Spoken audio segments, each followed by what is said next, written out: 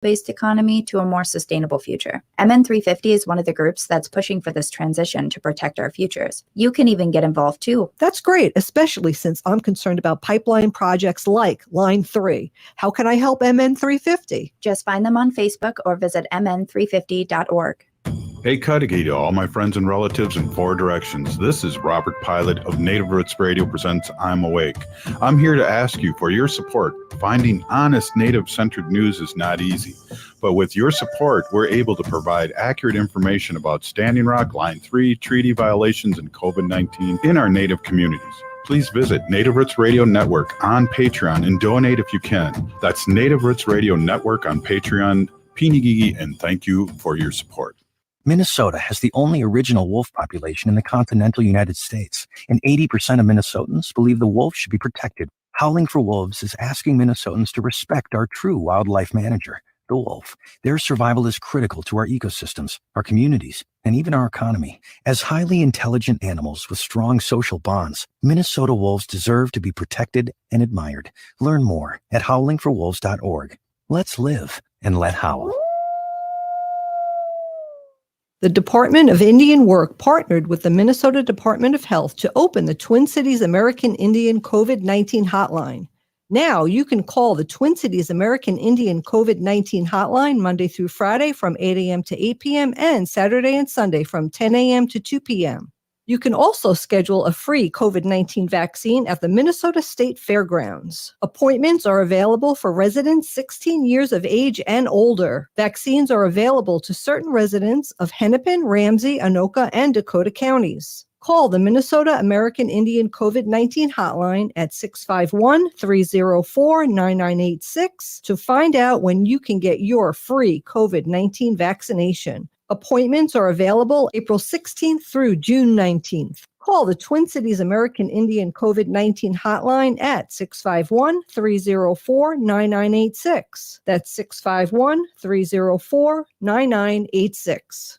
With a look at your AM 950 weather, I'm Patrick Lulia. Slight chance of rain late tonight with a low of 47, then rain expected on Thursday with a high of 48.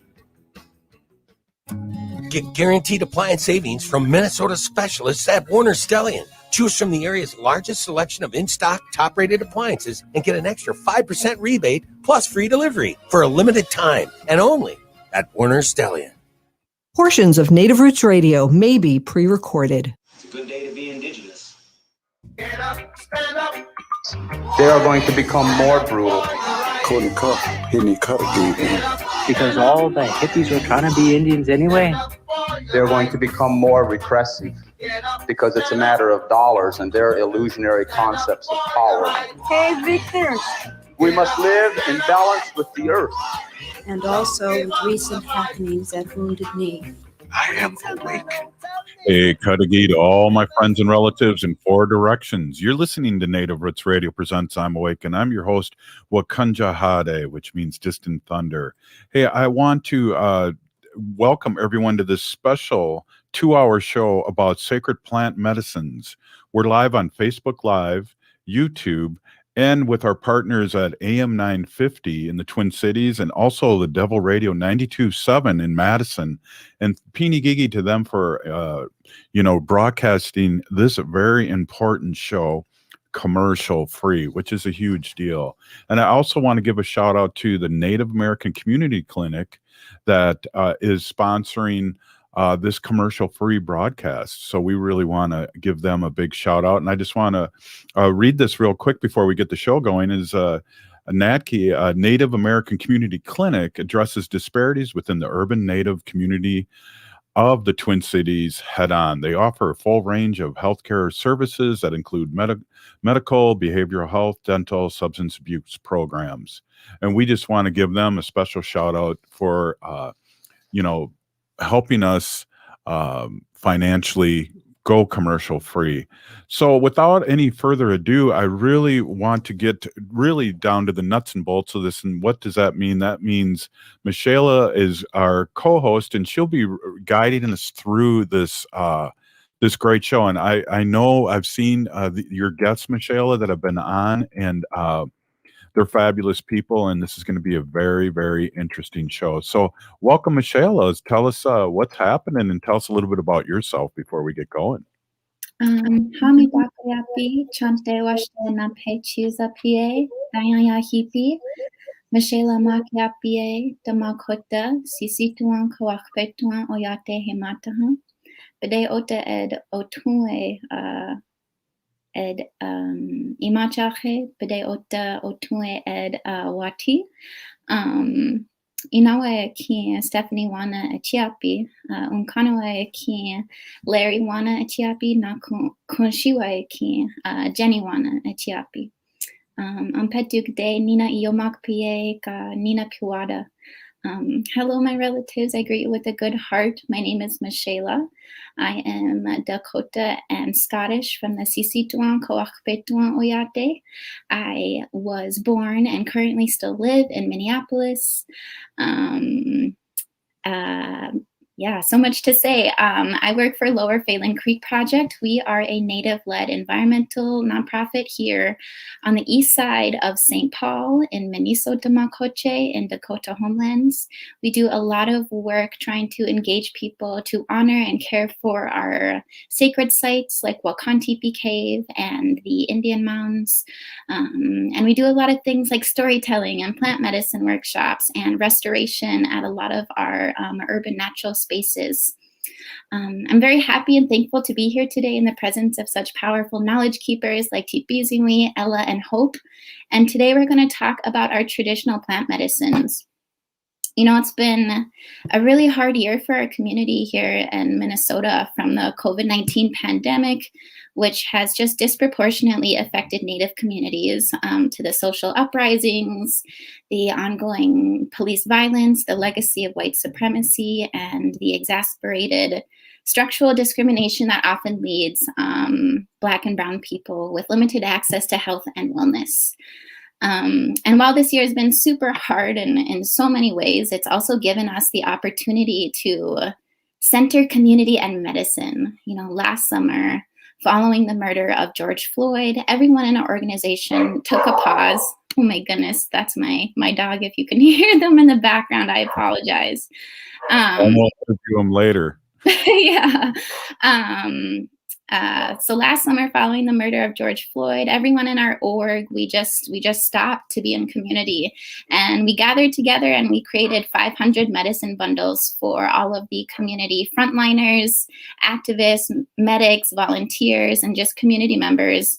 And now this year, with the support of the Minnesota Department of Health, we've been able to continue that project and partner with the Minnesota Indian Women's Resource Center to make 500 more of those medicine bundles full of our traditional teas and medicines like sage, sweetgrass, cedar, elderberry, rose hips, coneflower, and they also included guides on how to use those medicines and the latest up-to-date information on how to access a vaccine.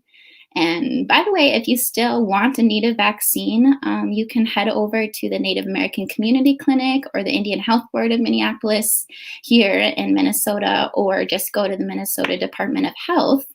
And Sheila will be able to talk a little bit more about this. But we created more of those bundles, and our goal was to provide access to both Western medicines like the vaccine, but also all of our knowledge that we already have on our plant medicines and our food medicines. And that's what we did. And I'm just so grateful to be here today and be in the presence of all of these beautiful people and relatives. And yes, thank you so much, Pidamaya Yapi. And I'll hand it off to Sheila, or Robert can hand it off to Sheila.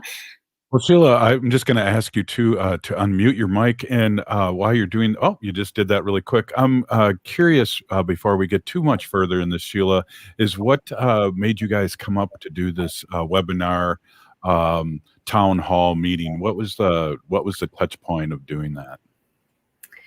Well, sorry. So hello, everyone. My name is Sheila Zephyr, and I am with the Minnesota Indian Women's Resource Center, and where we empower American Indian women and families while advocating for justice and equity. So I just want to say that first.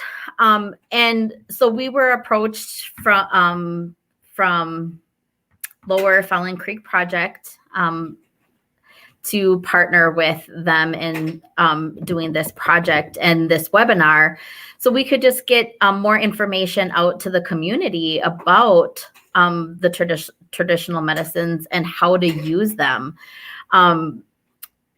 I know the pamphlets also were inserted that also had information, but tonight the knowledge holders that are present are actually going to share a lot more medicines and a lot of more tinctures and other things that helped that they created for their community, for their elders and for those that actually had COVID-19. So it's more than what's actually in the brochure that was in the bags, but we also wanted to just provide more information and ways to heal culturally and traditionally and naturally, rather than through all of those.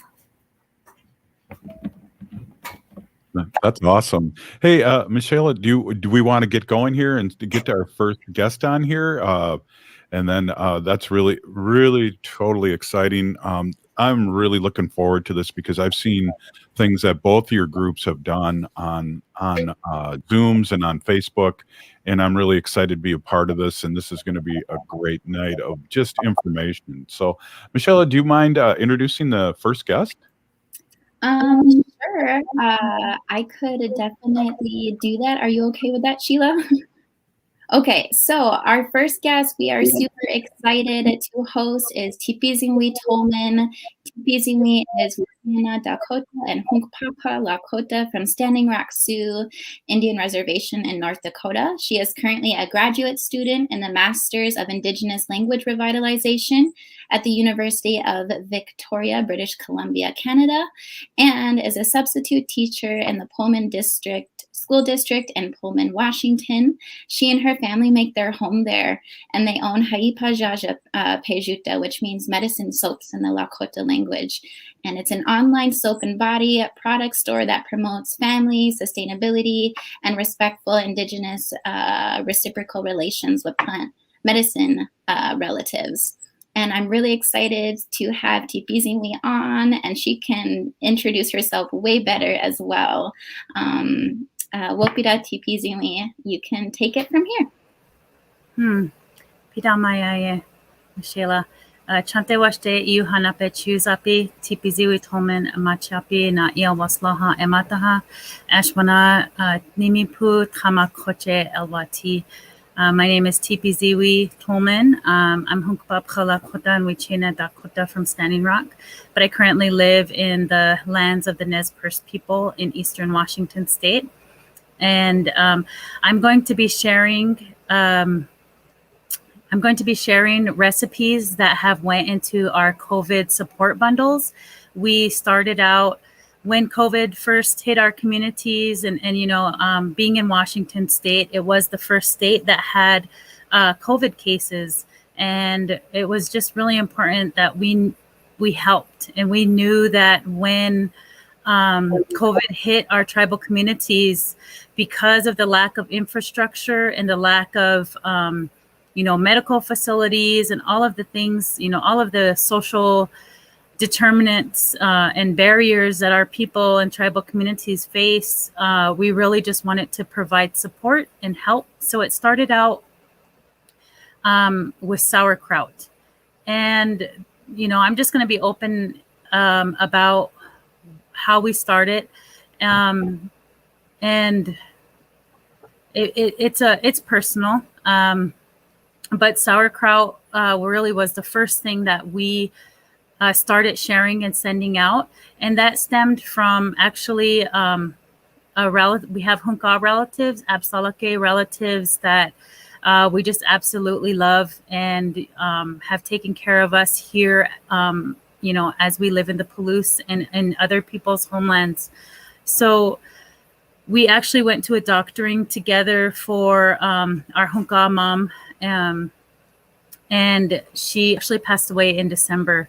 But previous to that, their family had been battling some issues, some health issues, and what came through as advice for her and her family was to try to incorporate sauerkraut into their daily diet.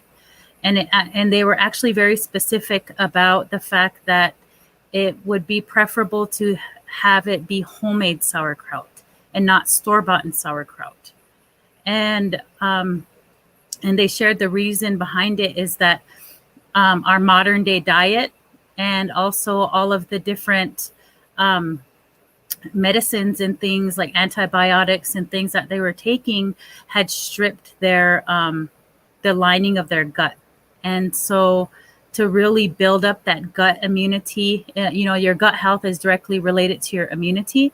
And so it was shared with them through prayers that, sauerkraut would be really beneficial in preventing any kind of sickness or disease and things of that nature. And so, just strictly and rooted in absolute love for them.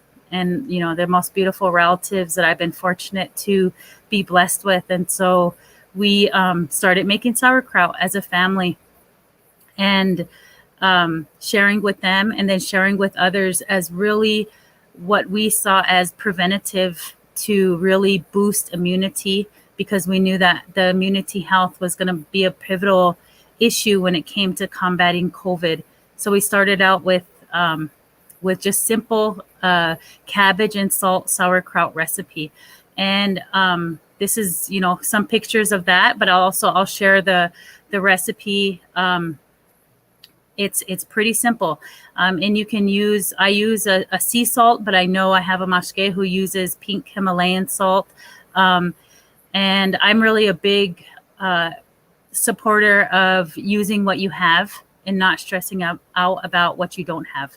And so we started out with sauerkraut. We were sending sauerkraut out to elders specifically, probably starting in February, March of last year. And I'll move on to the next slide. So this is a really simple recipe, and you weigh the cabbage by grams, and then you'll multiply that number by 0.02, and that's how much salt you add. And then you just really mash it together, and then you tamp it down. And there's all sorts of fancy like fermenting sets and things like that you can get, but I just use like a heavy plate that we already had in our home. And I just tamp it down. And so the basic rule of making fermented food and sauerkraut is that the solid is below the liquid line. And then I started out in glass jars, but then I moved to food safe containers because I was making larger amounts. We can move on to the next. Soon after, I started making fire cider, again with the same, just rooted in absolute love for our relatives and wondering, how can we help? How do we help? And I really saw myself and my family as I still do, as part of our community. And because, we moved here to go to school and to further our higher education, but I really see us as a bridge because of the access to resources that we have in this community versus living and growing up on Standing Rock and knowing that we have, stretches of 80 to 100 miles between grocery stores and things like that versus here where I have a lot of access. So I really seen that as, this community has solid infrastructure that I can really leverage to support my community. And so fire cider, there's many different recipes. And like I said, if you don't have one specific ingredient, don't stress out. I'm really a big supporter of, you use what you got and, and you make do. And so even if you just have jalapenos and apple cider vinegar, or you just have lemons and apple cider vinegar, all of those things can still be used to create in fire cider so that you can really use it to help and support immunity. It's a huge immunity booster. But the really cool thing and the good feedback about this during COVID was I had a couple community members who were on the wait list for a hospital bed. There was a time around November where the hospital beds were all filled on Standing Rock in the region.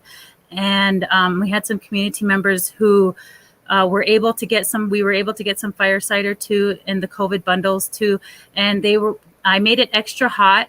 You'll see this recipe where it says add honey. I actually stopped adding honey to all of my fire cider, and it was just extra hot. And what was shared with us was that the fire cider made you have this COVID cough, you feel like you can't get air and stuff, and there's just this feeling in your throat, that the fire cider really helped push that feeling away and really provided a lot of respiratory relief and respiratory support. And so that was something that we were really, truly pleased with, that we were able to provide that help in a time of panic, because you want to go to the hospital, but there's no hospital bed available. And so that's our fire cider recipe. That's the original one that I started out with. But again, like I said, you make do with what you got. And if you don't have one specific thing, no worries, just move forward and get it done. And the really main belief behind sharing all these recipes is that we're able to get everyone to start making their own and provide it for their families and their loved ones and their neighbors, so that, it doesn't have to be, so that it's more widespread practice to be able to really use food as medicine and leverage the goodness of your health through these recipes. The next recipe we added was elderberry syrup. I'm fortunate to live in the homelands of the Nez Perce, because this is where elderberry actually grows. Previous to this, we purchase it a lot online, but here it grows locally. So that's something that we've got to experience and has been really beautiful, around here in Pullman even, and out into the mountains west of us. So elderberry syrup, I add a little bit of cedar, I add bare root, but basically it can just be elderberry. You add, my recipe I go to is, I use 1 pound of dried elderberry for every 5 quarts of water. I boil it, and if I'm making a larger quantity, I will. One thing that I want to share is that I do believe in prayer, and that everything that I make, I pray with first and while I'm making it. And if I'm making a large quantity, I'll make it late at night so that it cools overnight, and then I will smudge it. And throughout the time that I'm making it, I smudge it and I pray for whomever is going to be using it, that it doctors them, that it helps them, it supports them, it comforts them, it nourishes them. And I really put all the love that I have for my people and for my loved ones who I did lose to COVID. And other, this past year has been really hard on our communities, and I just poured all my love that I have, into all of these things that we've made. And so, I said 5, but so this says 6, but it's 5 to 6 quarts of water. And this is a really basic recipe. I boil it, pray with it, let it cool down, and then I strain it, and then you add honey, and then you just jar it up. Usually people don't can it, you like water bath can things. I usually do that only because I send them out. But preferably when people ask me, how long does things last? I always say everything that I've made, I make to be consumed. I make it so that you use it. It's not to be stored. It's not really my worry is how long things last. If I am gifting you things from our family, it's definitely with the hope and the belief that you're going to be using them and not storing them. We also started making these bare root candy cough drops. Again, this was specifically for those with COVID. I had a lot of family. I have a sister-in-law in Rapid City who is doing amazing COVID community support. There was already cough drops included in those bundles. And I kept thinking, how do we get, if you can imagine someone at their very, at the most sick that you could be, especially with your throat and your respiratory system, how can we get some of our traditional medicines into their system? And so I started making this bare root candy cough drop. And what I did was I looked online for like a basic candy recipe, like a peanut brittle or something of that. And then I just I ended up making the water that was it called for in the recipe. I instead made a bare root tea in replace of the water that it called for in the recipe. And then what I would do is I'd actually have a little bit of ground up bare root throughout the cook as well. And then I would, say a prayer for whoever's going to be using this, that, they're not scared, because it was really, and it still continues to be a time of fear. And I just wanted to, provide the help that I could in any way that my family could provide help. And so we would pray that, whoever uses these things, that they're not, that their fear can be taken away, or that they can be comforted and things like that. And then sprinkle a little bit more bare root throughout the cook. And then at the end of it, it's pretty strong, and you can definitely taste the bare root in the candy. And so it's tedious. I don't do it a lot anymore because cases have went down, but for a while there, we were really cranking them out, and it's hard work. It's tedious, but it was definitely a labor of love, and something that so part of that is that I'm wanting to share recipes so that people can also make their own. Another share that I want to talk about is the cedar. Again, we had a beloved, grandmother Unchi from Standing Rock that passed from COVID, and we did pray for her as well. And again, that ancestral advice was that cedar tea would help. And so our family, because there's that cultural protocol of medicine plants, and I didn't want to be disrespectful and be charging or anything. And there's, specific protocols. And so what we asked of people is that if you could at least just help us out with some shipping money, then our family would go out and gather cedar and cedar to smudge. We also had people, so we were sending out cedar a lot, and we would go out as a family and we would harvest cedar. And what we were recommending was making a cedar tea, and that you make it for yourself and you pray with it. And throughout the time that you had COVID, cedar is so strong, you don't need a lot of it, and it's only specific for that time frame.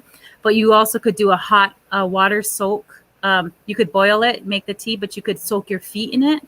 You could also do a steam, and put boil cedar and then put a towel over your head and breathe it in and smudge with it.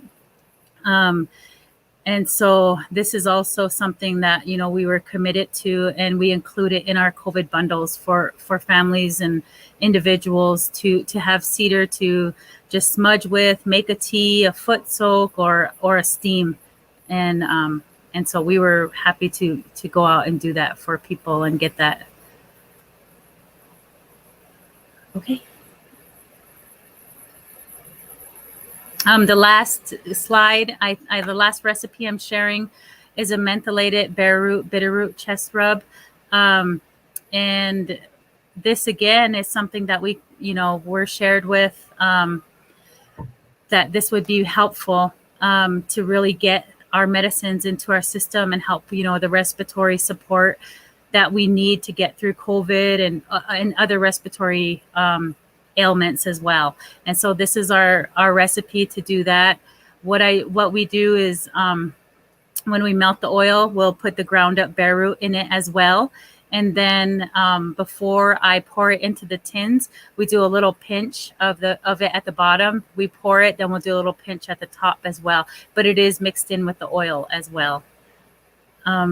All of this comes, from love that we have for our relatives, and that we really wanted to provide support for everyone. And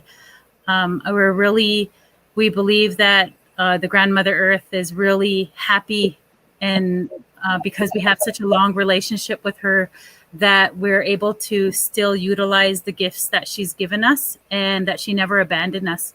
Even though things happened to our people where our relationship was severed from her for a while there, she's still there and still providing, all of these beautiful gifts for us to help support us through these hard times.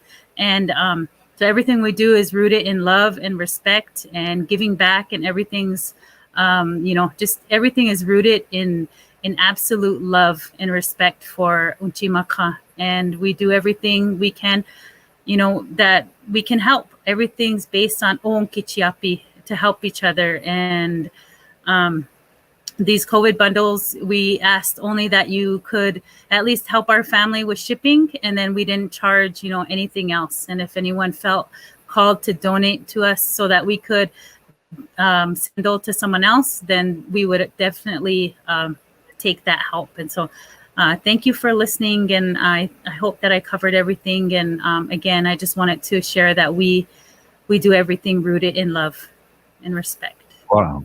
That's beautiful. Hey, I just want to say this one quick thing before you leave, TP. I'm going to hand it over to Sheila. I just want to say that this is an awesome show. We're really starting it out in a good way.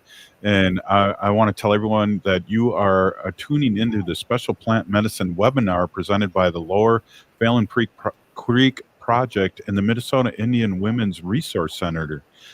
And it's produced by Native Roots Radio.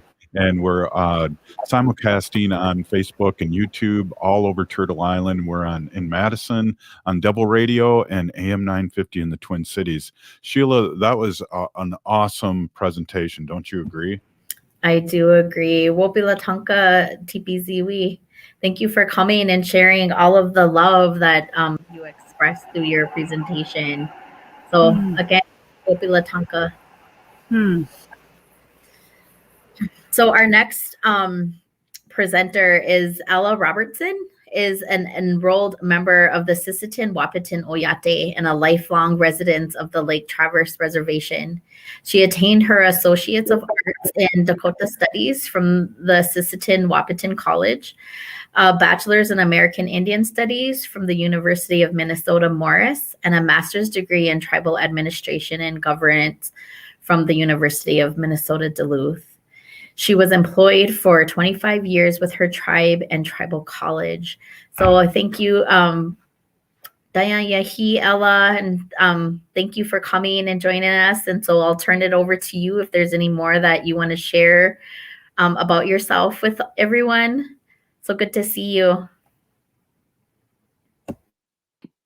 Oh, you're on mute, Ella.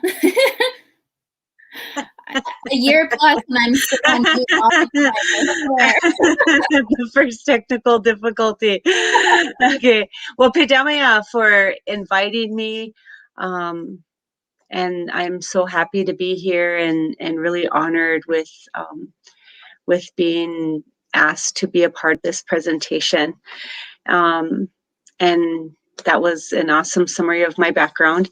So we were asked to provide, a few areas that we were focused on during COVID and medicines that we're most familiar with. Myself, we used a lot of the teas, and most of our medicines is in tea form. And the main one is, we just call it wakbe, but it's lead plant. And it's the most common one. And to myself, and my family, we felt that even though it was so simple, we tried to drink it regularly because of the high antioxidant levels that it provides for your body. And, and it's kind of a funny story, but prior to COVID, we had a food stand at the powwow, and we actually served our traditional tea. We just spiced it up with some, lavender flavorings and some ginger ale to make it into a spritzer. But we felt that it was a way to introduce our community to our traditional foods, because a lot of times when we want our people to partake and to try it if they haven't been raised with it, they're afraid of how it's going to taste. It's not going to taste like anything that they're normally used to. And so it was just kind of a way to introduce it in a non-threatening way. And, as TPZ had mentioned, fear really, it's a big obstacle with our people with things that are unfamiliar. And even our traditional things are unfamiliar. Myself, I was raised with a certain amount of knowledge from my parents and other grandparents, but I learned a lot more along the way, and I feel like being open to learning from other tribes and other people, because not everything there's not a manual and there's nothing standardized that's, page 65, this is how you prepare the tea. There's nothing like that, because a lot of our history is oral, not a lot of it was written. And so this knowledge is passed down, from one person to the next, and it transcends generations. And sometimes it's not even kept within the family. Someone might learn from, a whole nother family, and they might do it differently. And so it's being, really open and accepting of that and willing to learn. And it's, it has a lot to do with just overcoming that fear and embracing who we are as Dakota people, and revitalizing that and, really embracing it. So I did share a video. Two of the plants that I was going to talk about was our lead plant, which, we just boil. I was going to share a recipe, but it's really simple to make tea out of it. And the second one was our salve. And so I'm actually going to share a story before we do the video. So I made this salve, and this is actually, so the plantain is a common plant that you would find in your yard. And you can see that the veins grow up from the center of the plant to the tip of the plant, which is kind of different because most veins come out. And so this is what the plantain looks like. And so I had made some salve for common ailments. Myself, I'm allergic to nettles, so I was making it just to for cuts and simple abrasions, things like that. And I had shared it with one of my friends, and they gave it to their niece who has issues with acne.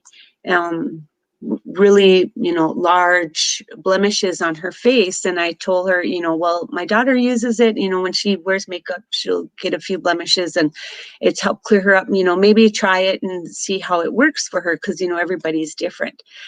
2 weeks they came and they were so excited, because her niece already had a scar on her face, so she was already self-conscious, but to use this medicine, and it took down the blemishes and started to clear her complexion to where she didn't feel self-conscious of herself. And this has been something that had been going on for over a year or more, and they were looking at getting her on prescription medication. So I tell you that just we're blessed with this knowledge. It to me, it was just something simple that I wanted to make, and we shared it with a group of youth. Nishto Incorporated, which Justina Gill that's her nonprofit organization. She hosted the workshop. And so I shared this with the teens there. And it wasn't until, this past year that we found out how effective it is in helping with acne. So it kind of seemed really appropriate that we had shared it with a group of teenagers and how to make this salve. And so we're looking at other salves, ones that are used for burns, but my sister used it for her psoriasis. And we found that during the pandemic, there's a lot of people didn't want to go to the hospital, even for common everyday ailments, or even some severe, because of the fear of catching COVID. So a lot of people stayed at home, and they wanted to, what can we use from home? What do you have? Can you share anything with us? And so, as I was able to, I shared what I had. We gave out a lot of our tea, and it's going to be coming time now to plant or to pick again. And that's one thing when I make our presentations to the schools, is we talk about the seasons and the importance of understanding the seasons and what is going to be ready for that season. Like right now here, we went out today, we went and picked morel mushrooms, and we have a small window of opportunity for these medicines and these plants and these foods, 2 to 3 weeks tops. And so it's really becoming in tune with Mother Nature, understanding the environment that these plants, these medicines, this food, where it grows, how to harvest it in a responsible way, so that we're not depleting our resources, because that was not our way. We were always very mindful of how and how much that we harvested, so that there was more for the next person or for the next year, that it was able to replenish itself. So that's being a good steward of the land, but it's also being a good Dakota person to do those things. So I don't know if we're ready to show the video.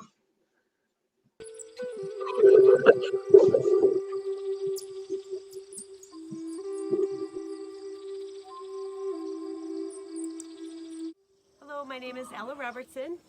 I'm going to do a video tutorial on how to make salves.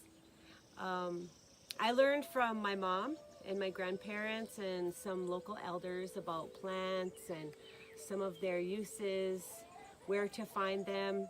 And the important part to know is being aware of your environment, because not all plants grow in one place. But the plant that we're going to use today is called plantain, and most people have it in their yard. So that's what we're going to use. That was the very first medicine that I learned to use. One of the easiest, most common ones to use, and most helpful. So it's summertime, there's chances of poison ivy, mosquito bites, things that itch, sunburn. So this is the perfect solution for the things that ail us in the summertime. I'm going to use. And so right here is the plantain. And so it's growing nice and big right here, because we mow around it and we pick out the weeds so that it grows nice and big. And so these are what we're going to get today.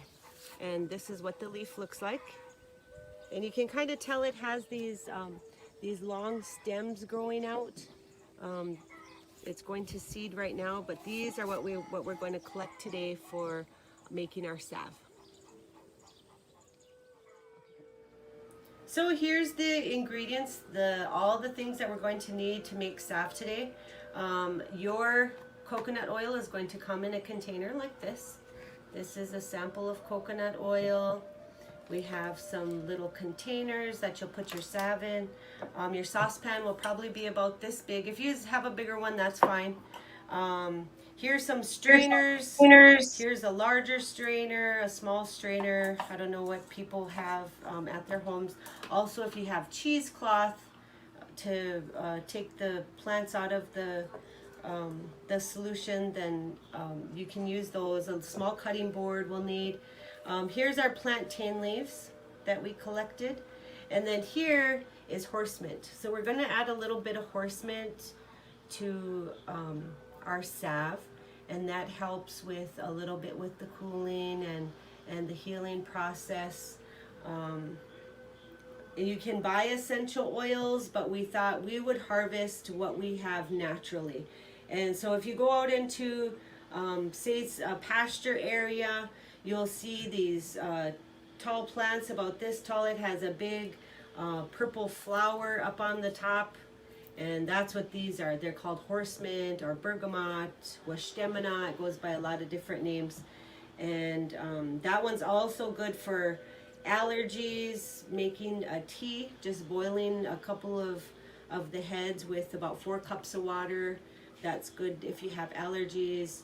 Take it in the morning, in the afternoon, but not at night because it's a stimulant and it will keep you awake. So not a whole lot that that we need here. It's a pretty simple process. So we just thought we'd show you exactly what you need to get started. Our coconut oil is a little bit stiff, and so we're just kind of loosening it up, and I'm gonna just get us. Pusha's gonna get me a spoon. She's reading my thoughts. Just gonna put it here inside of our measuring cup. So what we're having about 1/3 of a cup or 1/2 a cup. So I'm gonna just pour it in here, but I wanted to make sure that we had the equivalent amount that we're sending out in the pack, so then it's just like what you're going to be making here. So let's loosen a little bit more. There we go. And so I want to introduce my mom.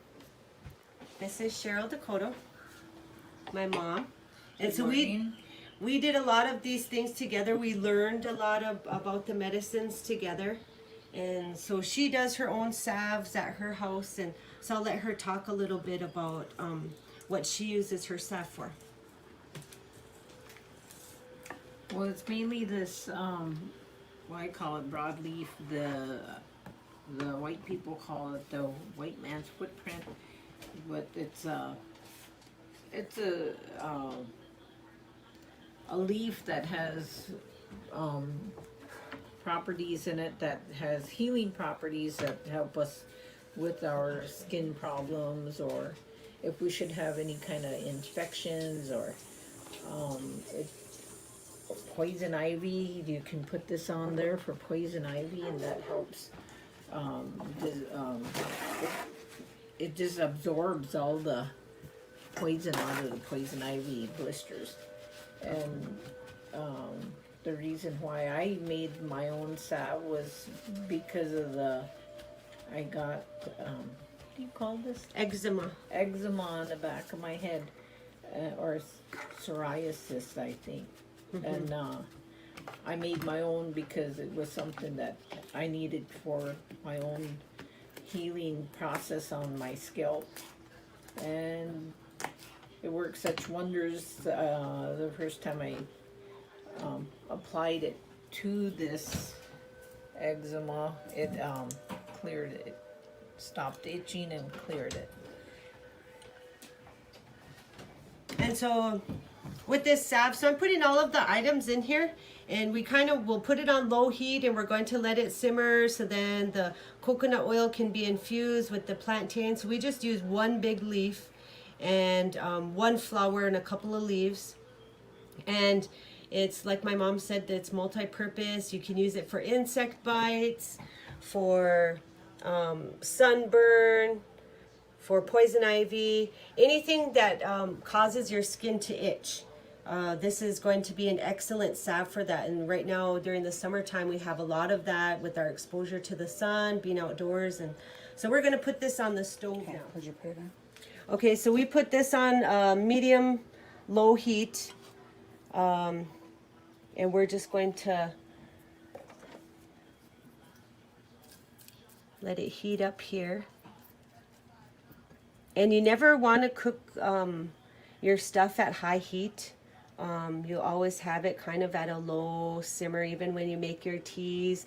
A lot of time they tell you just to steep it, which means you boil your water first, put it in a cup, then you put your medicines in. I like to have my medicines, like when I make my teas, I kind of like them strong depending on what they are. But you can see it's heating up there. So you can see all the coconut oil melted now. So we just want to let that simmer for a little bit. We'll probably give it about, 3, well, maybe 5 minutes to just let it simmer real low like that. We want the oil to be infused with the plantain and with the horse mint, so that we have a good a nice salve. When you cut it, it just makes it easier for the oils and to be released into the coconut oil. And so I'm gonna turn it down a little bit now that it's melted. So I'm gonna turn it down to 3 because we want to let it just sit in there for a while. So it's kind of broken down some, and so we're letting it cool a little bit. Have a little pot holder there. We'll grab our strainer, and we have our cup. This one has a spout, so then it makes it easier. But what we're going to do is put this mixture in here. Mom was smelling it because you can smell the horse mint is nice and heated up in there. You can smell that. And so we're going to pour it in here. And one ingredient that I forgot to include was our beeswax. And this is actually wax that came from our hives. Beeswax is actually what the bees create to put their honey in. It's the comb. Yep, the honeycomb. And so when we're harvesting honey, when we uncap it, and Eric just scraped the whole frame. So this is, once we separated the wax from the honey, this is what we ended up with. And usually I'll melt it down and put it into a mold and make a nice bar out of it, but this time I didn't. So what we're gonna do then is take this and put this in here. And it's just a small amount. You can see it's just a small amount. And the strainer is catching the excess in here. Put that aside there. And so, Kush, you want to stir that? And you can see there's a little bit of the green in there, so I'm going to put these tiny deals of wax in here. And so it's hot enough where the wax is going to melt in there.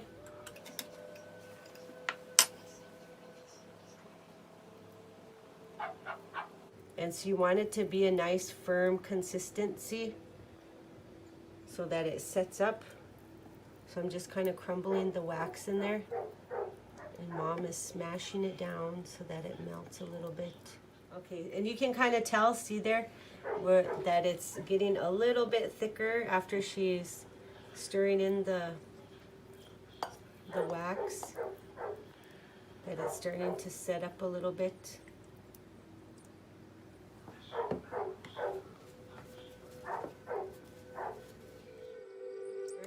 Just so that we can break up this beeswax a little bit better.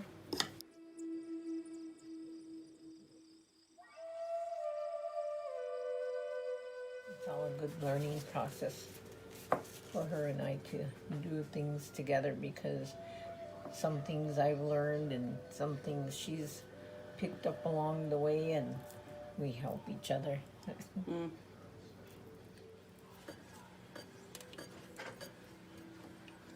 And so we have it here on low heat again.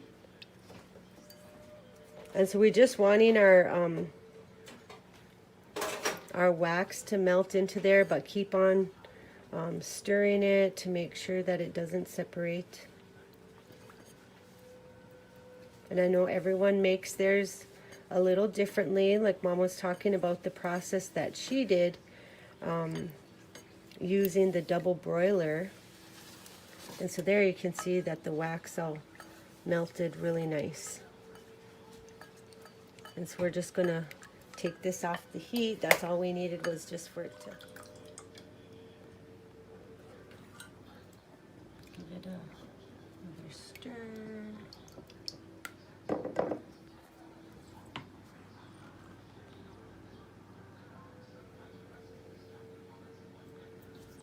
Yeah, so this is enough for 2.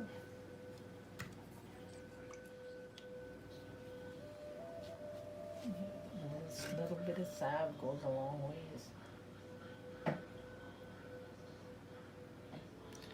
I worry that that's all the wax here on the end.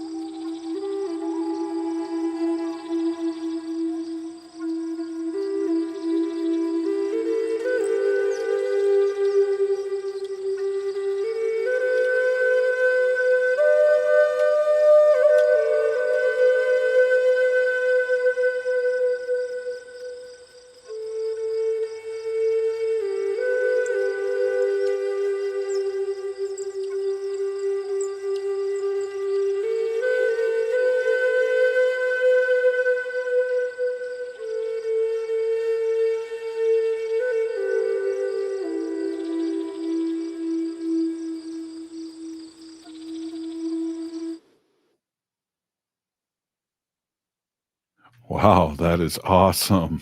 So awesome. Wow. I hope people know that we are playing this on Facebook, and you can go back and watch it too. So it's totally beautiful, right, Sheila? Yes, it is beautiful.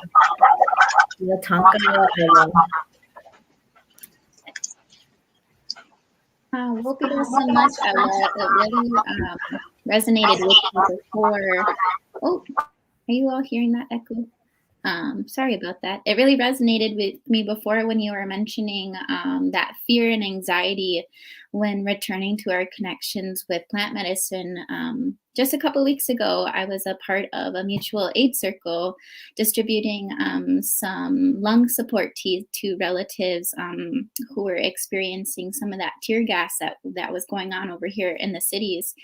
And I had put nettles and cedar and juniper berries and bear root in that tea, but it was my first time working with bear root. And for some reason, I was just so anxious, like, oh my gosh, if I include too much, is someone's heart going to beat super fast or something? Like, but it is just like having, I think sometimes we are kind of taught to not trust Onshimaka or Konshimaka, Grandmother Earth, but we're so easy to trust like the foods that we get from the grocery store with all the pesticides and herbicides they have on them. So I really, really appreciated everything that you had to share. It's so important, and I know that we all look up to you so much. So Wopida Tanka for coming.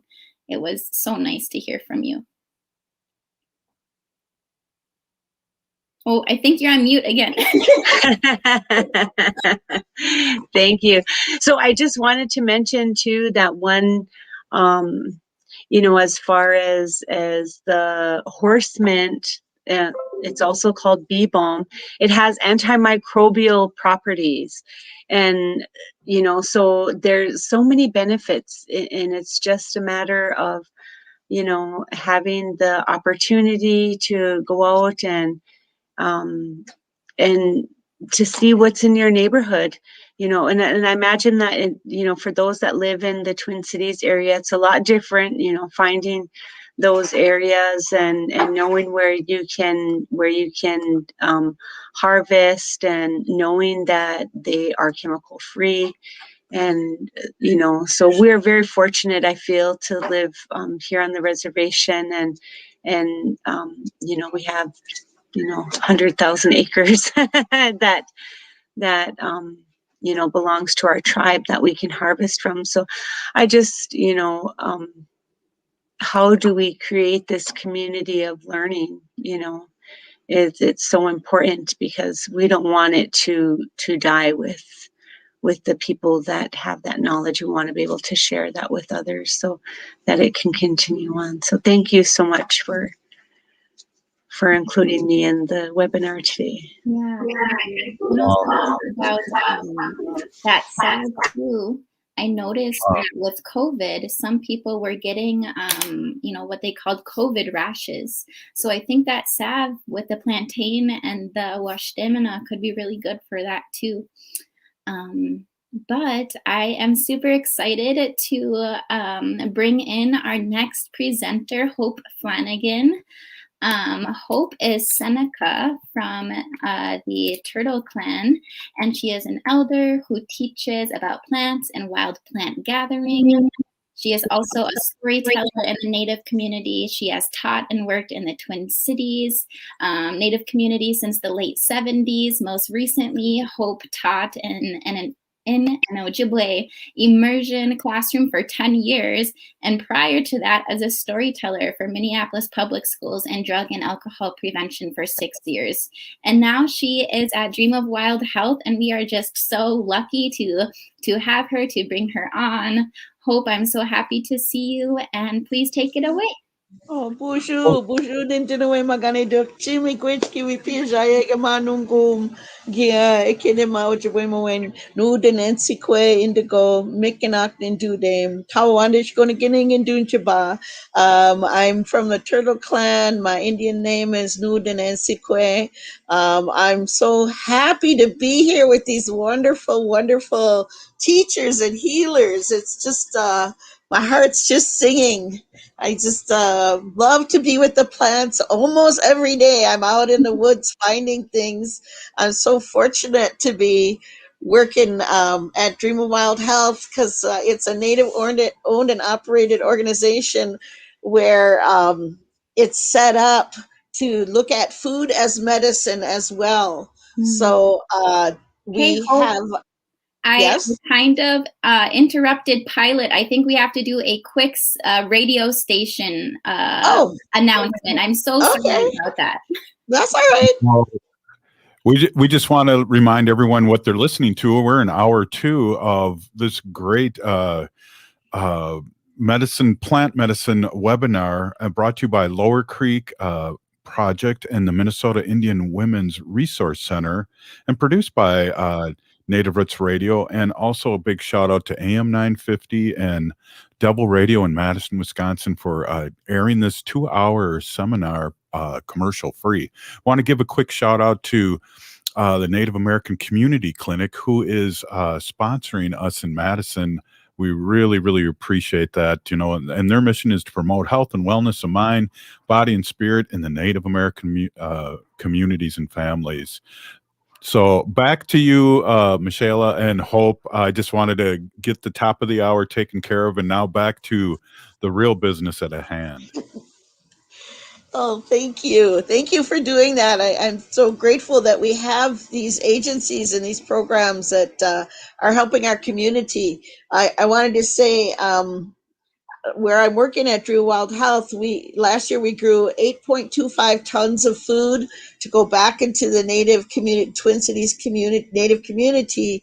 We do Indigenous food shares, and this year we've had at least 2 or 3 wild gathered items in the boxes, in the spring share boxes. So I get to go out and collect and put the items in our food boxes to go into the community, and I really enjoy that. I see, yesterday I was out picking the wild nettles, and you can make an herbal broth out of that. And so everybody gets that in their box. At Drew Wild Health, we have like a pollinator meadow to support the native pollinators at the back. And then we have a native orchard with wild plums, elderberries, choke cherries, those kinds of things.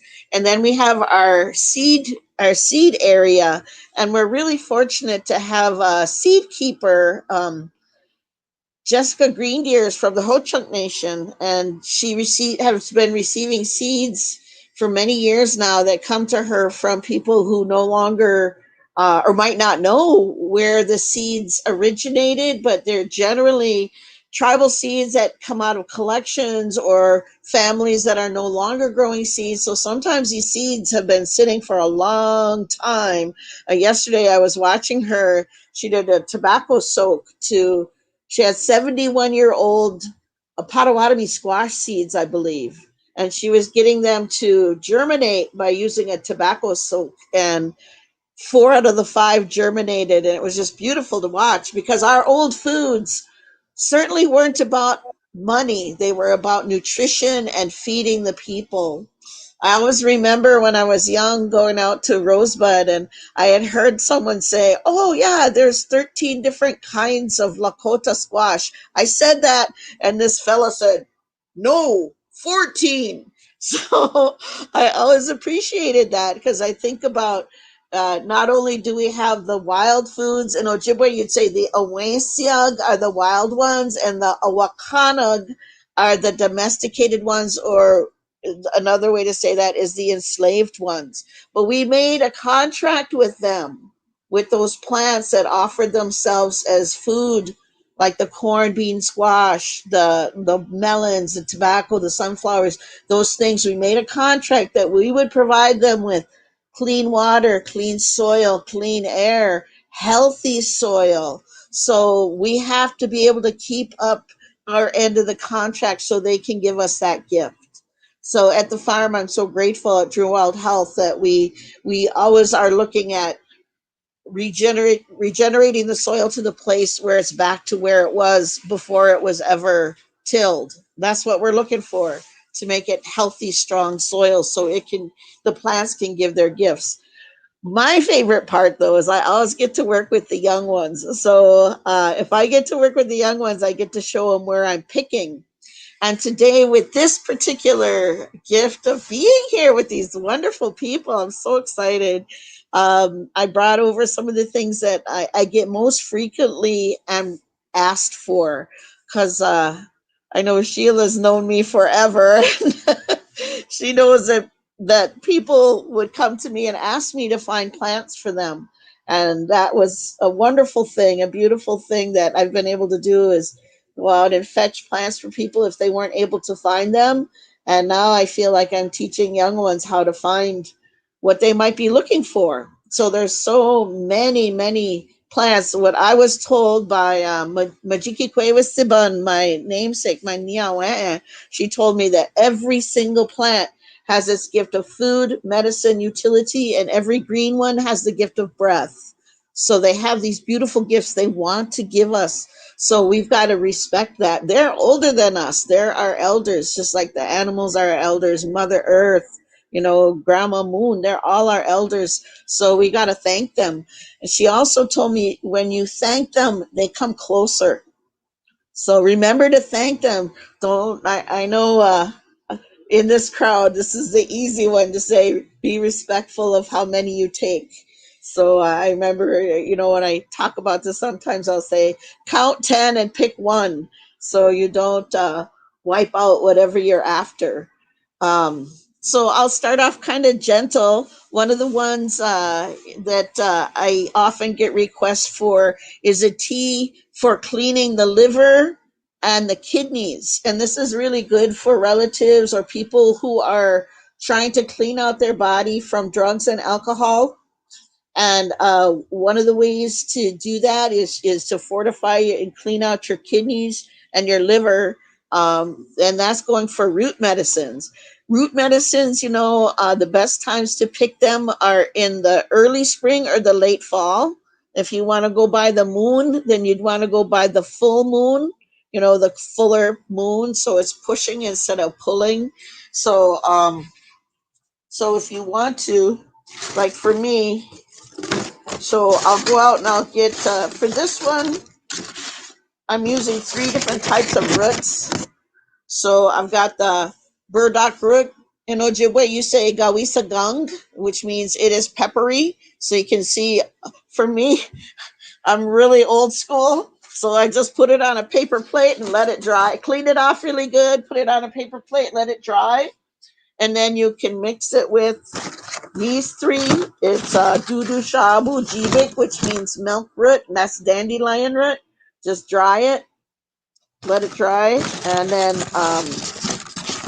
this one too, this is the curly dock root, Ozawa Jibik, yellow root they call it in the language. It's really yellow. And then also just grind them all together and make a tea for cleaning out the kidneys and the liver. And that was one I was getting a lot of requests for a few years ago, and I still get that occasionally.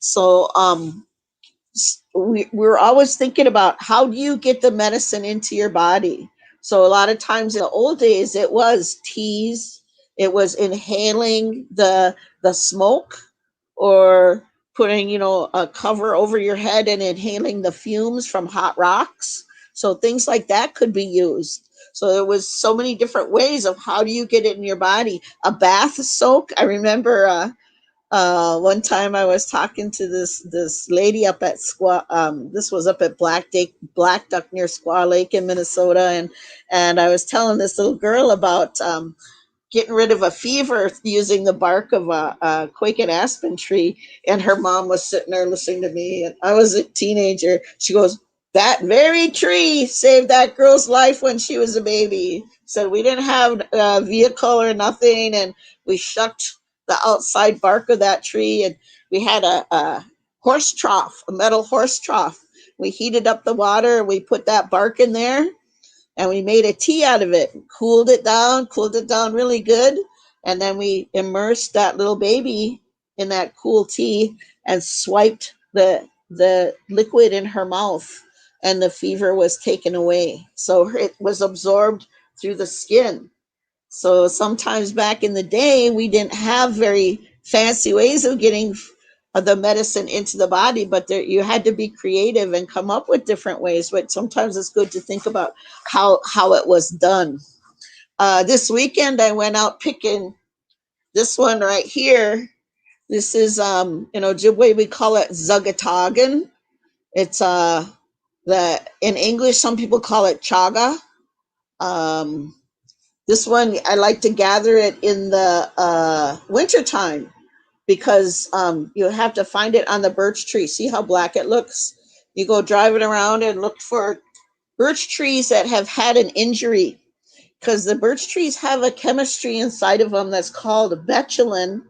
And what'll happen is if the tree gets an injury and it's in a damper area, so like you might look in a swell that goes down a little bit, that's a little bit more moist. So if a tree has an injury, the tree is sending all of this betulin to heal itself, and that chemistry gets trapped in a fungus. So it's trapped inside of here, and it looks just like a big yellow rock, but on the outside, it's going to look really, really black. So what I get to do is I get to take young ones out and show them how to spot it.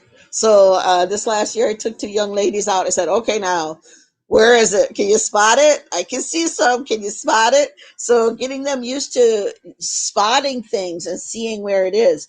This is a really powerful medicine. So here's another piece right there. It's used for taking away cancer and tumors. So a dear one who's very knowledgeable, elder lady, I was sending her bags of this a few times every month. And she said her tumors would shrink. So she didn't have to go in for surgery when she uses this. So it's easy to do. I mean, people use it differently too. You might just take a chunk of it and you don't want to boil it. You do the same thing like Ella was talking about. You boil the water and then you submerge it and let it steep because you don't want to kill off the medicine effect. And you drink it in the morning and in the evening. And it's really strong. It's getting harder to find. And this is another thing I want to remind everybody about. Always put down your offerings and thank those trees and those medicines that come to you. They're giving a gift. What I was told by Majiki Kwewasiban, that elder lady, she said, if we don't thank our elders, they're going to leave us. And she meant the plants and she meant the animals as well as the people. So it's something like this, this weekend I drove all the way up to Grand Portage looking for birch trees that I could look for this on. And with climate change, we're losing a lot of our birch trees. So it's important to be thankful. Put down your tobacco and say thank you when you see a tree. Spend time with those trees. Spend time with those plants. Get to know them. I remember when I was younger, you'd hear more stories about it's the spirit of the plant that you're working with as well. Some people only work with the biochemistry. Some people work with the spirit. And usually it's somewhere along that line where you work with the spirit and the biochemistry. But sometimes it's just the biochemistry and sometimes it's just the spirit. So when you see these miraculous healings, and I still see them, it's usually when it's with the spirit of the plant, when it's primarily with the spirit of the plant. If someone's going to share a really powerful spirit teaching medicine like that, make sure that you offer them, talk to them and say, give them tobacco first, and then they might say, okay, I need to offer you blankets. I need to offer you food. I need to offer you gifts, because it's a huge gift to get a medicine passed on to you.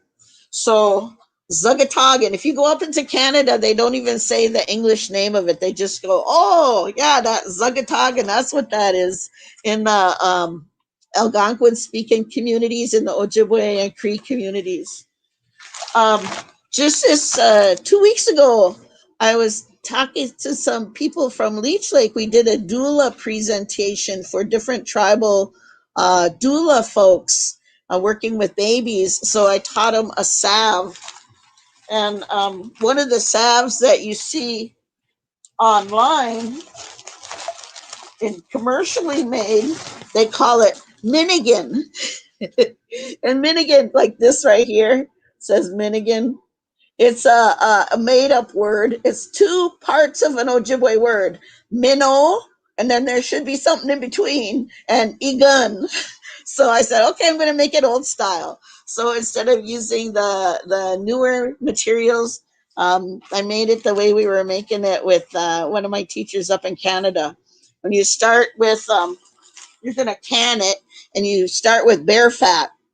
And up in northern Minnesota, you can trade folks sometimes if they are bear hunters, or if they know people who bear hunt. You can sometimes trade for bear fat. That in itself is a good healing element, the bear fat.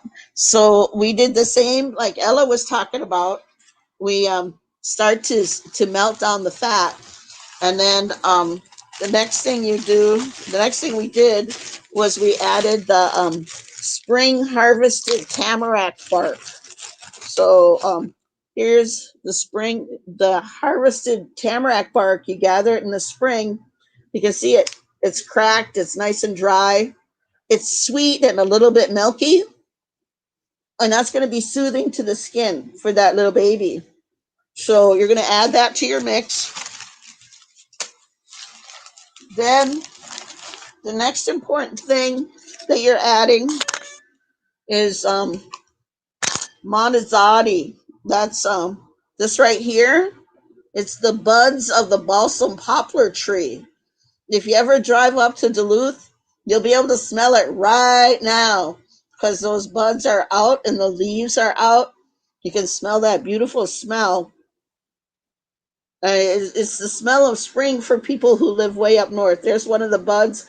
They're really sticky. They're full of that medicine. That medicine is real sticky. That's what that is. So you use the balsam poplar buds, the bear fat, the tamarack bark. And we used a little bit of the beeswax. So that's solid beeswax. And a little bit of the beaver castor. And that's from inside the beaver, where the beaver holds its oil glands. People always mistake what this is. They think it's like testicles. It's not testicles. Or they think it's from the rear end. It's not from the rear end. It's from the inside. When a beaver's coat is so beautiful and shiny, that's what they're using this. And it's used for all kinds of medicines. If you're sometimes in the sweat lodge, it'll be on the rocks. Sometimes you see it as protection medicine above a doorway. Some people will carry it in a bag for protection. So that's that beaver castor. A McQuish. Another one I want to share is this one in English. It's called Old Man's Beard, or Usnea. It likes to grow on dead spruce trees. So it hangs down like an old man's beard. That's why it's called old man's beard. And it's really good for antifungal. So I took 2 young men out and I said, okay, you're going to have to get those off the trees for me. So those young men were having a good old time. And then that way I could show them how to use that to gather it from the dying spruce trees. The problem is, again, it's the climate change that is causing some of those trees to die. And when there's a lot of usnea or old man's beard on those trees, it's because the trees are suffering. So I know it's tough to watch. It's tough to see those plants. If you can find an elder, offer them tobacco, and they might be willing to take you out and look for plants and see what's ready. This spring, I've been doing quite a bit of that, taking people out. And when you take people out, you get to see what's going on. Like, are plants coming in at the same time they usually come in on? Are they being around the same plants they're usually around? Because things are starting to change with climate change. And I would suggest, if you can spend some time, put down your prayers, put out those prayers to thank the plants that are willing to be here with us, and then thank the ones that are coming, because we don't know the gifts that they might bring. So I'm always saying, pay attention to those plants, get to know them. They're, to me, I remember when I was little, and things might be scary inside the house, but if you went outside, it was calm and beautiful, and the plants were always dependable. So they were like good friends. You could get your hands in the dirt, planting plants, gathering roots, gathering medicines. That fortifies your immune system, because our bodies are made of so much of this, the biotics that are in the soil. When you're in contact with that, you fortify yourself. I want to tell one more story. If I can, if I've got a minute. A friend of mine called me one day and she said, "Hope, you have any dreams about plants?" Oh, I haven't had a dream about a plant in so long, except for last night. I dreamt about this plant, and it was a plant for cleaning your lymph glands. Now, here's an interesting thing. This plant acts the same way with our bodies as it does to Mother Earth. It'll take the toxins out. So I've been finding this out now about the plants that doctor the earth, where humans have left poisons and things. The plants that show up, a lot of times they're doctoring that place. They do that same thing for our bodies. Well, thank you for listening. I'm excited to hear more about what comes up in this discussion. I'm really enjoying this tonight. So I'll turn it over to you, Robert. Thank you so much. And I'm going to turn it over to Sheila and Michelle too. I'm following the script right now, but this has been just hope. Your energy is just so vibrant. We just appreciate you so much. And again, wow, what a great show. Hope, what was or if you want to share, what was the name of that plant for the lymph node? Sure. It's a precious one to me. In Ojibwe, we call it zugit. Zugit toggin. Zugit means it sticks to you like a nail. It's cleavers or bed straw. It's an important one. Yeah, those are the ones where you can throw them and they stick on your shirt, right? Or Yep, they can do that. That's it. But now again, that's what I learned this last week, is it does the same thing to Mother Earth. So make sure if you're gathering it, that you gather it in a clean spot. So because it's trying to help her too. Those plants are so giving and loving. They want to help. So they're pulling out any toxins from her as well. Yeah, at Wakantipi or Bruce Vento Nature Sanctuary, where Lower Phalen Creek Project, our native-led environmental org that we work out of, that historically and traditionally is one of our sacred sites, but following colonization and industrialization, that area became so polluted. The railroad came and it just dumped asbestos and mercury in the soil, and we were able in like the late 1990s to remediate all that soil. But there's still the railroad there and the highways and everything you're saying with climate change too. I did have one question, because I have so many relatives in my family too who I think could really use that dandelion burdock root tea for cleaning the liver. And I was wondering if you had any recommendations on how to work with root for those of us who might not know that. So if we're harvesting, or even if we go out and get dandelion or burdock root, how do you make that into a tea?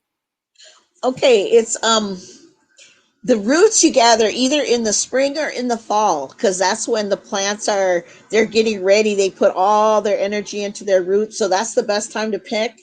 and get a good root shovel. I keep a good root shovel with me all the time, and then you dig them up, wash them really good. I use a vegetable brush, wash them really good, and then like you'll see, like with the yellow dot, it's really brittle. So all I'll have to do is just if I mash it with my hand, I'll know it'll be like breaking. I can feel it break, and then it's perfect for just putting into a little tea packet or a teaspoon or a tea ball, and that way you could just use it as a regular tea. And that when they say again, the idea of using it at like a cup in the morning, a cup at night for 28 days, like that, to really clean out that liver and the kidneys. Awesome. Oh, that is so lovely. Thank you so much for sharing that. And I know that, it kind of feels like summer is coming in a little bit hot already. So, I feel like spring or early spring sort of flood us really fast down here, but I'm sure you could go up north a little bit and it would Well, then what to do, honestly, because the spring ephemerals, they're here just before the leaves come out, and it's where so much of the medicines are. Ojibwe, you hear people talk about the little medicines, and that's like the turtle medicines, and they're usually the spring ephemerals. And then once the leaves are out, like right now, all the spring ephemerals are pretty much done, and we're not going to see them again. But if you see where they are right now and go like, go by that tree next to that rock, and that's where that's going to be. So then you can harvest it in the fall as well. So in the spring or in the fall. Awesome. And the root medicines. Beautiful. That's really great. And okay, so now I think that we are going to bring back all of our panelists and do a little bit of a Q&A. I know for sure we have one question for Tipi. And that question for Tipi was, what's the best way to prepare some cedar tea? Okay. So usually we ground it up, and we have a coffee grinder. We have like lots of coffee grinders. If you don't have that, we also you can just like put it in a cotton cloth, and just like pound it up or mash it up, or you don't even have to do that. But we do about a half a cup to about 3 to 4 cups of water, and it's really strong. And specifically, we were doing this for COVID. So I don't have any other recommendations for when cedar could be used. That's the only thing that we were giving cedar out to people for. And so the only recommendation was that you make it throughout the day. You make it for yourself. You pray for yourself. You smudge it. You're asking the medicine plant relatives in there as well as the water. And then you drink 4 cups. You keep it in 4s, and to drink 4 cups throughout 4 days. And that's what that's what was shared with us. And so it's not that I know anything. I just have beautiful mentors and teachers that are willing to share that. And then I'm willing to share what I've learned as well. So that's all that I know about that. And then the other methods of using it as well were shared, to have a foot soak or use it for a steam or a steam or a foot soak, and then the cedar tea. So, and it was specifically for COVID and to prepare it for yourself with prayer. Awesome. Thank you so much. And then I think that there was another question about, or actually, Ella, would you want to talk about bitterroot at all while we have some more time? Sure.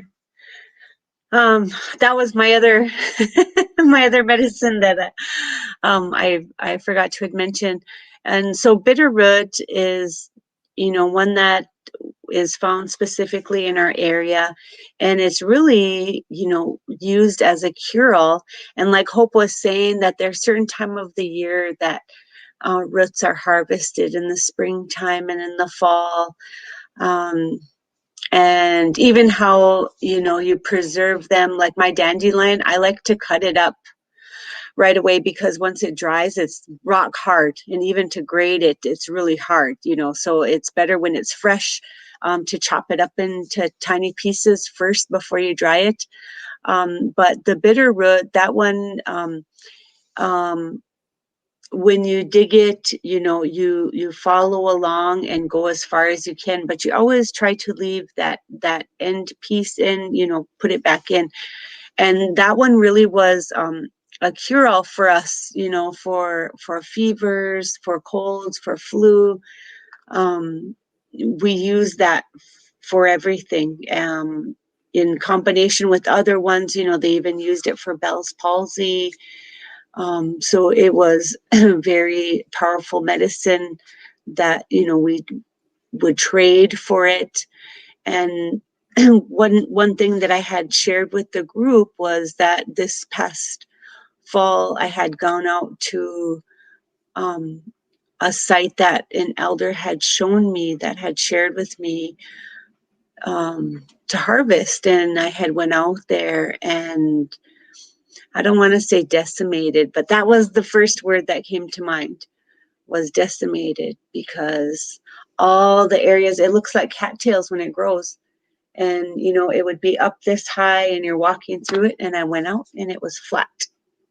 And it was just bare ground. Nothing was growing. And it just broke my heart to see that. And it still makes me a little bit emotional, because our plants are very important. Our medicines are very important. And, as the presenters have said, that, they have a spirit, that they are our relatives, that we honor them. And to over harvest like that, it just made me feel awful, and so then I thought, I have a plan. I'm going to take that. I'm going to plant it in other places so that it can grow again. But that's the thing, is that they don't just grow. Sometimes they can't be propagated. Sometimes they can't be taken and grown in a field or in a pot or anything. And so I just wanted to share that, about how important that particular root is for our people, but also, about being responsible when you're harvesting. Because I live here. That's just miles away from my home, and to see it over harvested the way that it was really heartbreaking. Because I can't imagine, my children or grandchildren not having that medicine. And so, and I don't want to put lay a guilt trip on anybody, but just be responsible. And if you feel like you're taking too much, then maybe you are. And so sometimes it's just, listen to that inner spirit and be mindful and be respectful. So I'll just share that much. Oh, Hope, I think you're on mute. I'm sorry. I had heard Ella's story and I thought so much of her. So I had taken some young ladies out to show them where there was some. And I noticed that because of climate change, it's really dry, and our areas were dried, and we tried to dig it and it was mushy and no good. So I was looking for it. We call it wike. There it is. Oh, gee. There it is. Sorry. Yeah. And I noticed that some areas that hadn't been wet before, it showed up. And I just want to tell you, this made me so happy. I felt like it's showing up for Ella, because I thought of your story. And I wanted to tell you, I took some Native young ladies out looking at plants this spring, and we went to it was a Dakota campsite when the Dakota people were removed from the what they call Lake Calhoun as Bade-Makaska, and were moved over to the Minnesota River. It was beautiful to see that somebody from back in those days had planted two forms of bear root. It was that one and the one they call Angelica, and they're still showing up. They're still coming up from way back in the 1800s, waiting for us. So know that our plant relatives are thinking of us. They have those gifts. So I would be honored to send you some bear root. I just want to say that. Awesome. Well, we did just have a question pop up that I thought was a really, really good one. I don't know if Okama, you can bring that one back up from Nick Two Bears about, some of our communities have problems with our soils. So if there is any advice to people who are harvesting medicines in polluted areas, if any of you would like to speak to that.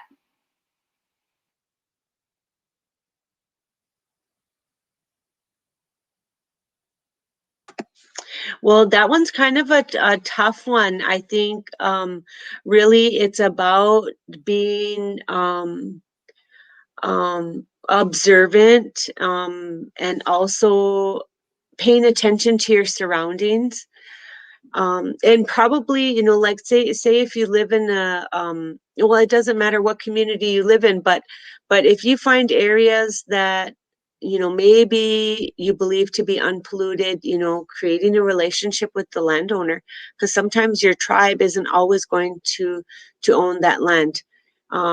We have non-Indians in our community that know about the medicines that we harvest. They don't know what they are. They just know that we want to go out there and go dig something in that pond. And so some of our community members have been open to that, but you have to be just as respectful, to ask for permission to go onto that land. If you want to share what I think that they would be more open, because it's not just, some mystery why you're out there in their field, and are you disrupting it? Are you going to make a hole for my cattle to fall into, or, things like that, but offering them that reassurance. And, so even with some of our tribal members too. So I think that would be, pasture land. A lot of times those ones aren't sprayed. Especially if they have cattle, they don't normally spray pasture land. The areas that you have to worry about are the ones that are near crop areas, because of their spraying. And if there's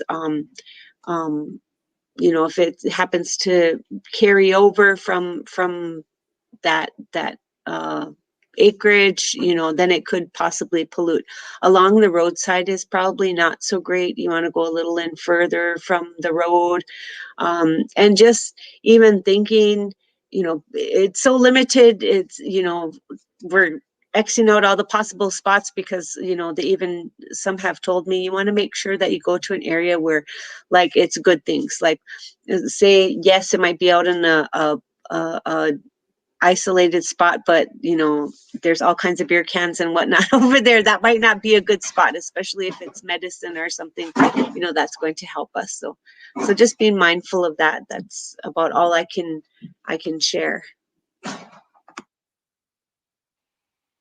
Hope you're on mute again. I'm so sorry. I'm gonna be being a Mindy Bouye old lady here. The plants, I don't know how to do it. The lady that I work with at Jessica Green Deer that works with the seeds, she knows how to do it. She can look at what plants are growing and tell you about what's deficient in the soil. I can tell a little bit about some of the plants, like over there by Bruce Vento, there's a whole bunch of gumweed, and gumweed is great for humans to pull the cadmium, if we've got heavy metals in our system, you can make a tea out of that to pull heavy metals out. But the problem is that's exactly what it's doing over there at Bruce Vento, is it's pulling the cadmium out of the soil from the old railroad tracks. So I do know that. So you have to pay attention. Like the wild sunflowers, usually if there's a whole bunch of it, it might be arsenic that it's pulling out of the soil. The wild sunflowers are super effective at pulling arsenic out of the soil. So the plants will give you a hint about what's going on with the soil. I don't know how to read it yet. I'd love to learn that. But there are people that can read what's going on with the soil by noticing what kind of plants show up.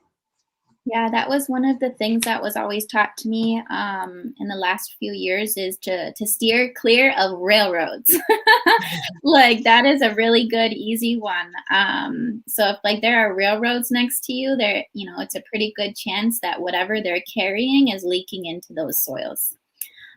There was a lot more really good questions. One might be more directed to Hope, but can bark be harvested from trees who are infected with, I think that it was like brown rot? Obama, if you can bring that question up again. Yeah, can bark be harvested from trees who are infected with rotting fungi? If you see, if you're thinking about like that particular one that I was showing, this what they call chaga or zagatagan, if you look for the gold, and that it's nice and firm, that means it's good for harvesting. It depends on what you're trying to harvest. You know, there's all sorts of for me, most of the elder ladies that taught me stuff, the names of the funguses and mushrooms were all Jibai something, which means ghost something. So it's like, wow, you don't want to harvest those so much. But back in the day, they would say, well, if depending on what you're going to harvest, say you're going to harvest puff balls, you know, or something that's growing on an old rotten log, that's fine, you know. But if it was, say, if you're looking for specific medicine, you want to make sure that the quality of the medicine is good. So it's okay if the tree is having a hard time, as long as the medicine is firm and good and solid. For this, you do have to be careful about not getting a lot of fungus on it. The best time to harvest this is in the winter because there's no funguses growing on the fungus then. So that's my favorite time to go pick, is look in the winter time so you don't get a fungus growing on a fungus, because then you really don't know what you have then. Beautiful. Wopida Hope. And then there was a question for Ella about the plantain salve, if we can use any other type of mint. So for the video, you said to use washdemina or horse mint or bee balm, but there was a question asking if any other type of mint would be okay too.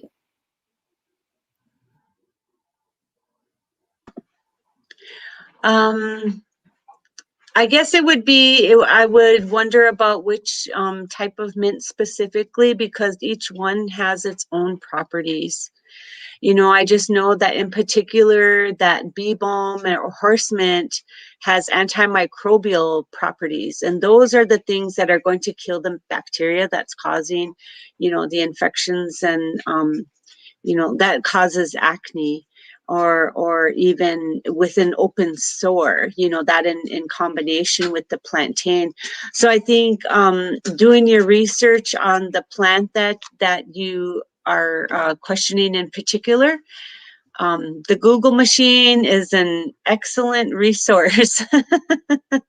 You know, I use it for if I have questions or doubts, you know, that I just, you know, and there's plant identifiers now that you can use to identify plants and then ask, you know, Google about the various properties, because it all depends on where you live. Everybody has different plants, you know, each of us, myself, Hope, TP, we all have different plants growing in our areas, and they're not all going to be the same, and their properties are not all going to be the same. So that's, you know, it's finding something that's, if you can find something that's similar to bee balm in your area, then I would utilize it. And then I see also it says, what about processing dried plantains? You can dry them, but I try to do things fresh because they're more powerful when they're fresh. And then, you know, once you make them into salve, then it's preserving those good things that plant has. I haven't master tinctures. My cousin, she does a lot of tinctures, and she, she's telling me, you need to, don't be afraid of the alcohol. But it's not something I'm familiar with yet. So, I think with natives and sobriety, that tinctures, that's kind of a, geez, my breaking my sobriety. There's all these different questions that arise. So because she did share tinctures with me, during the COVID, and luckily, I never contracted COVID, so there was no need for me to bring out the tinctures. But that's another means of preserving the medicinal properties of a specific plant. So that's, hopefully that answers your question. You can use it, but it's better to use it like right now is the time. They're ready right now, and harvest when it's fresh. Thank you so much, Ella. There was a question in the Facebook about the difference, or can these medicines be grown in backyard gardens? And I can answer that. Because I'm away from Ochetichako and Kamakoche, and I'm currently living in Nimipu homelands, I actually went to a native plant sale in Idaho, in northern Idaho, and then also, so we're growing a lot of the plants that we use in our soap products and in our body products, and we brought sage from home. We go home to harvest often, but also we're planting our own. And so we have box gardens of sage that comes from, it's the specific kind that, grows home in North Dakota and South Dakota. And as well as the Wachbe Washtemana. Let's see, what else do we have? We have echinacea, which is the specific kind that, grows along the Porcupine Creek on Standing Rock, where I was born and raised. And so those specific medicine plants, we have a little medicine garden going, and so it definitely is something that you can do. I can't speak to the other medicines. Like I know that there's specific, like some of them like to be wet and things like that. So I wouldn't know anything about those things, but the little bit that I do know is that we're growing our own little medicine garden here and bringing some of the plains to the plateau. That is so awesome to hear. I know there was another question about roasting dandelion root. Oguma, can you pull that one up for us, if possible? Yeah. Does roasting inhibit the medicine of dandelion root? Does anyone know that one?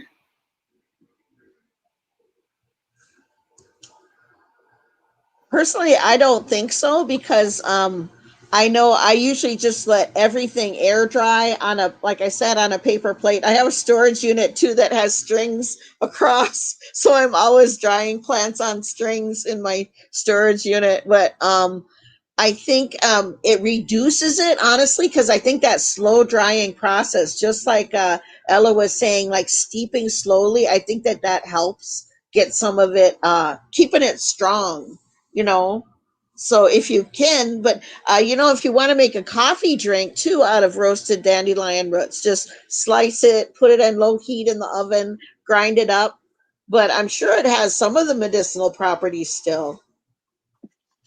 I just want to quickly share that a lot of our foods are medicine. And so even when we cook them, they still retain a lot of those medicinal properties, and during our little chat, prior,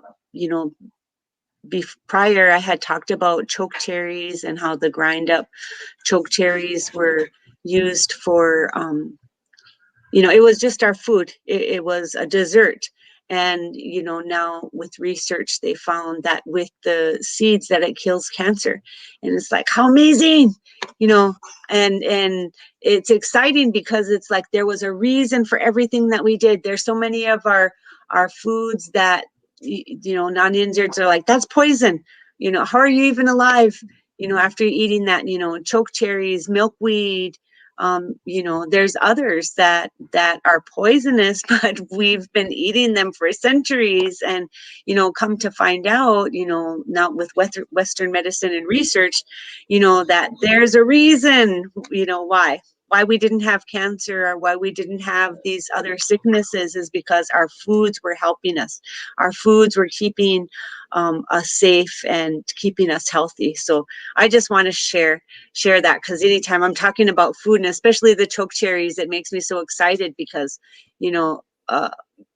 the younger generation wants to pull out the seeds, and why are we even chewing on these old hard seeds, and I could break a tooth. But there was a reason for it, and our people knew about that. Thank you for sharing. I think we have time. Or Sheila, did you want to say something? Yeah, I just have a couple of comments. I heard that if you use dandelion root, it helps to lower your blood sugar levels. So so there's that. But I had a question about dandelion. So it's really nice to see in my neighborhood, a lot of my neighbors are not like killing the dandelion, like they're letting it grow. But when do you harvest it? Like only when it's still green, or can you still harvest the roots and the stems after it starts to, I don't even know what it would be called when it turns like, when you can make a wish. Yeah. When it goes to seed, when you can make a wish. Yeah. Yeah. So that's my question. You can use the whole dandelion. Like you can make a vinegar out of the head and then the little area between the root and the leaves. Some people just eat that plain, but you want it earlier in the spring so it's not too bitter. You can eat the leaves as early in the spring as possible because later it's going to be bitter. And then the root, it's going to be either the spring or the fall. But the whole thing is edible. It's not a native plant. It's from Europe. It was dent de leon, the teeth of the lion is where the name came from. Awesome. And Mary Rock, that's echinacea or coneflower tea. Or maybe you're talking about choke cherries for treating cancer. We have one more question and only a couple minutes. Someone was asking about any plant medicines for either, for tick season, like, tick season's coming up. Is there any medicines that we can either, drink in a tea or eat that keeps the ticks away? Or even further than that, if we already have relatives with Lyme disease, is there medicines to help with that any of us know about? I know for me, it's been suggested to eat a bunch of garlic and onion during tick season because they won't like that taste in your blood. And so that's the one tidbit I could add about that. But if anyone else has any, we would love to hear.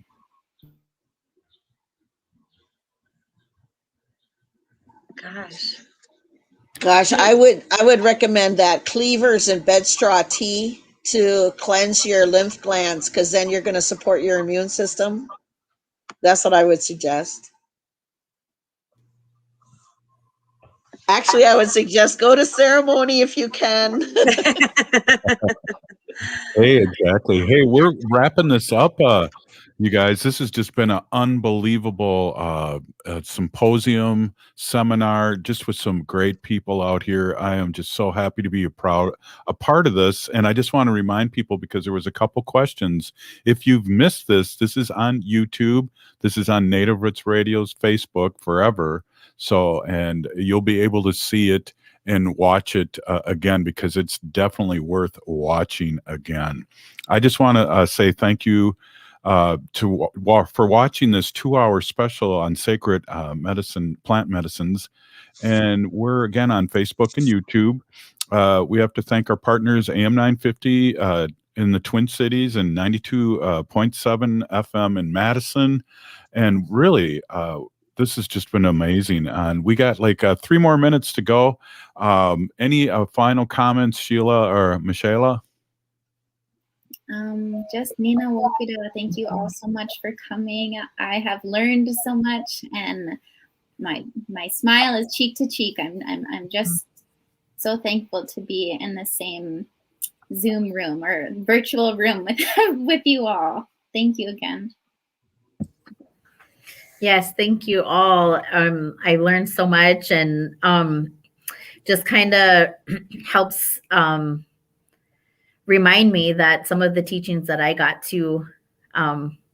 So I'm glad to have heard everything. And I just want to say, like, we went out on a walk with Hope one time. She took a group of us young moms at the time out, and she showed us some plants, and she showed us what is that poison ivy was. But she also told us that that there's always a remedy nearby. So I always remember that. So I just wanted to share that as well. And it was great to spend this time with Ella and TPZW. And I also have some of her products in my home that I use as well. And thank you, Robert Pilot, for hosting us and providing this space for us to do this beautiful webinar. And I just wanted to one question that came up of like, if you don't have tobacco, can you offer another medicine or something else in place when you're harvesting? So I just wanted to get that question out too, because I think it's very important. To be honest, anything that I have, if I'm eating or I have candy, I put it out. You know, because to me, food is just as important. And so if I'm out and I don't have any chashasha, any tobacco to offer, then, you know, I'll put food out. If it's a piece of Slim Jim, it's about the intent and what you're offering is, you know, it's meaningful to you, you know, that you're making that effort and that connection. I know in this area, Pei Bamba Benes teaches a tobacco song that you sing. You sing it 4 times in place of your tobacco offering if you don't have it. It's a Ojibwe song to the tobacco from the 4 Directions Lodges. Hey, I want to say, Peeny Gigi, thank you so much. You've been listening to Native Roots Radio Presents I'm Awake. Hello, it's Randy Rhodes. Team Randy, glad to be a part of the lineup of Progressive Voices on AM 950.